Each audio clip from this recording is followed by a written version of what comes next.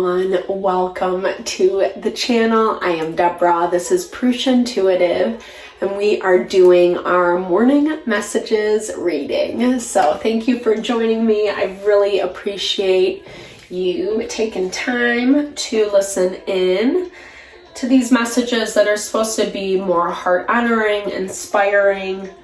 Yes, we kind of look at the energy of the day via the tarot, but we'll also just look at how it shows up in your life through that aspect of love. I'm going to use the Whispers of Love deck, which is super beautiful. We'll take time to just cleanse the energy, cleanse the vibes, release, let go of anything that we bring in. Cleanse just the messages being received, the way they're communicated. My heart, my mind, my soul, the decks. All that good stuff. It doesn't have to be your vibe, but I really love it. I connect with it. It's a great way for me to just kind of center myself, ground myself. You can also do it through breath work, taking a minute to close your eyes, tune in. It doesn't have to be with a smudge per se. I like a little bit of the witchy stuff though, for sure. All right, so let's get into it. So like I said, I'm using this Whispers of Love deck. We just went into Mercury retrograde. It makes communication kind of wonky. I don't know, just things get muffled, right? Things get disconnected. It's like a game of telephone with the tin cans and the string, you know. So not the clearest form, but sometimes things resurface. We hear that concept of exes coming back, or really just relationships where things haven't had closure, etc. So let's get into it. Let's see what the energy is for us today. True love. True love coming in. Maybe someone making a declaration. There is something in your environment that really speaks to, if this, you know, obviously true love makes us think of romance, someone kind of extending that love. You might already have this relationship in your life. If you don't, then this could definitely be someone coming in and expressing something to you. It's saying to choose love. That's difficult at times, especially if this is someone that we're currently involved with, a long-term relationship. Those can get messy, right? We can go through a lot of ups and downs with people. But when we choose coming from that place of love, it's that reminder that like attracts like. So true. So powerful. Quantum physics has proven it, right? So to me, this is kind of like maybe something that, I don't know, just as I was talking about with Mercury, like things get misconstrued, miscommunicated.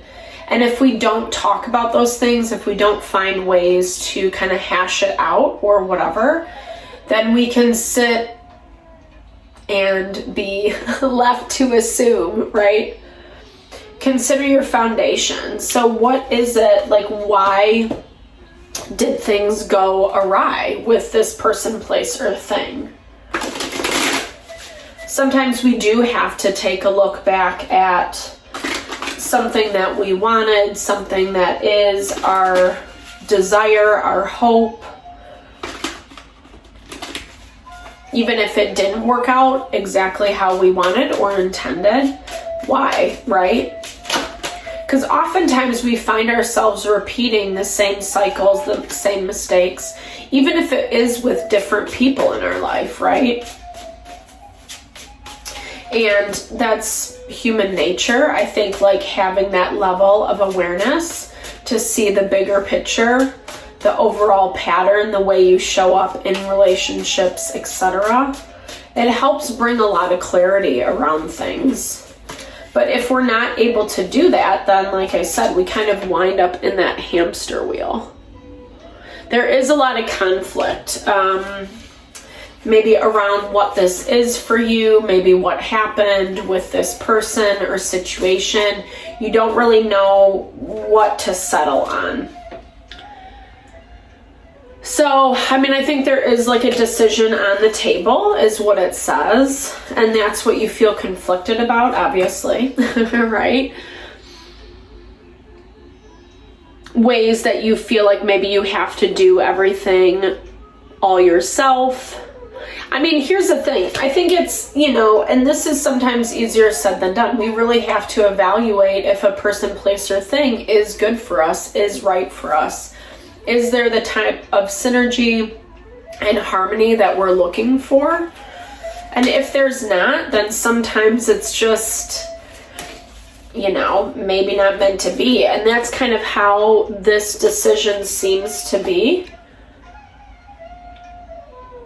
Three of Swords comes up. I don't read reversals specifically, but it does come up reversed, right? So that is a lot of grief and a lot of sadness about what has transpired. This is the King of Fire, so Aries, Leo, Sagittarius, masculine fire energy. Being really decisive with how things should go. Sometimes not really wanting to acknowledge someone treating someone as less than or demeaning, like as if they are the authority figure. There's like an imbalance in power in this situation, and there's a lot of sadness that surrounds it. And for you right now, it's important to kind of protect yourself, protect your surroundings. Whether that's, you know, it's kind of like, well, they're having a hard time with that, with that Temperance card. So you are in self-protection mode, right? But I feel like this is also because of how you have been treated.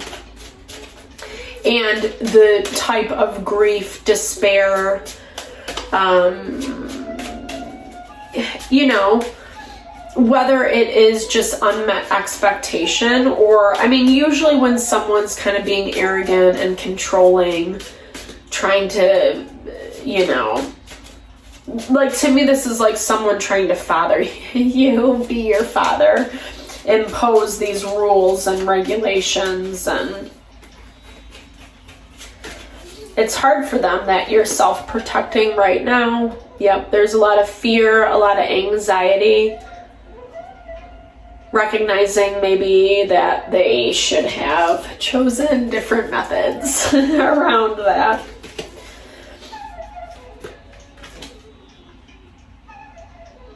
So this is like someone who's probably not really talking about anything, not seeking you out.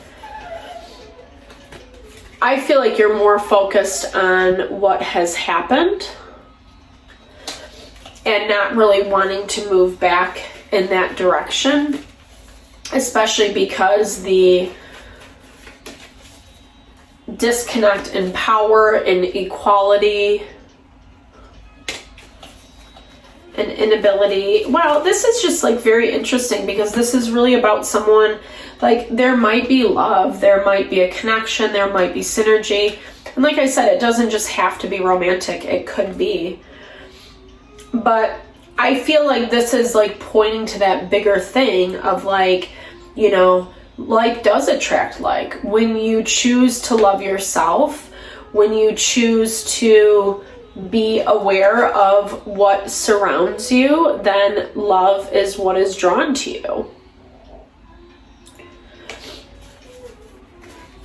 And it might not be the easiest thing, especially when we are at war with someone else or dealing with someone where there is that power struggle. That never feels good, right? There's a lack of grounding, stability, There's just like weird behavior in the background, and this person isn't really willing to acknowledge it or see it, but it's also messing with them emotionally. So that's the other thing, and I think it kind of goes back to that element, right, of like attracts like. So there was something in this dynamic that, you know, you probably did connect with the fact that there was a lot of love, connection, synergy here, but yet it wasn't being embraced. Maybe you did choose love over and over and over again, but there was something about this dynamic that always kind of put you down, that made you feel small,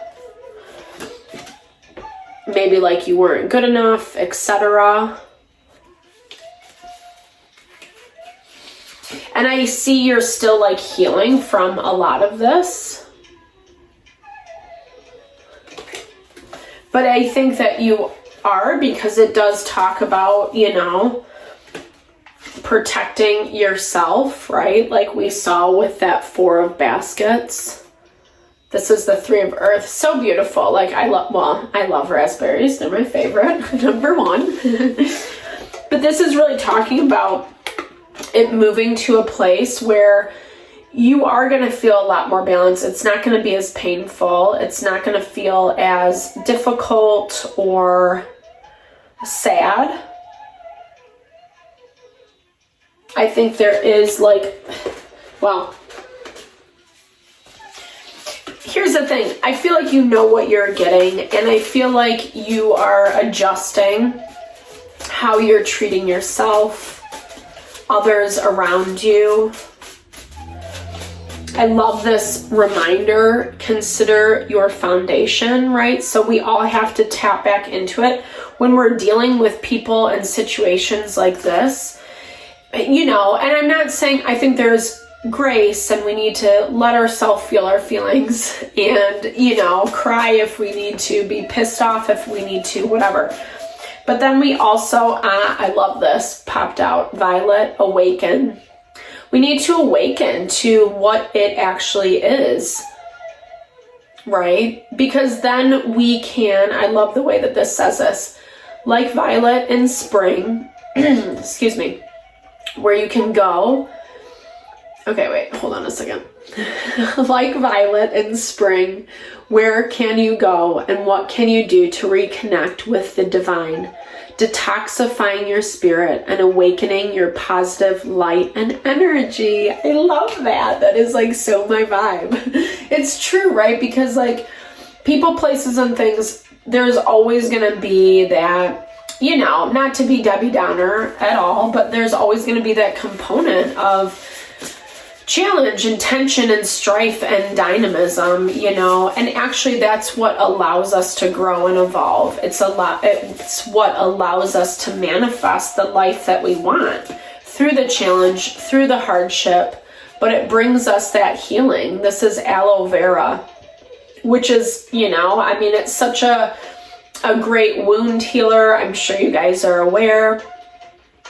And it's likened to, in this deck, as restoration.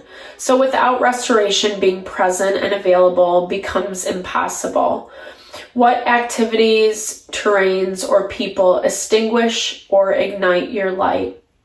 What can you do to protect and amend your supply, right? So just like we see with this person that we're dealing with, there is a lot of tension, there is a lot of pain, there is a lot of sadness. So when we're experiencing those dynamics in relationships, it's so important for us to say, well, you know, what am I doing to invite this into my life? And what do I need to do to kind of let go of the toxicity and step into the nurture, the support, the power? I know it's like easier said than done, right? Ooh, hyacinth, I love. They smell so beautiful. It represents waves, so that ebb and flow in life, right?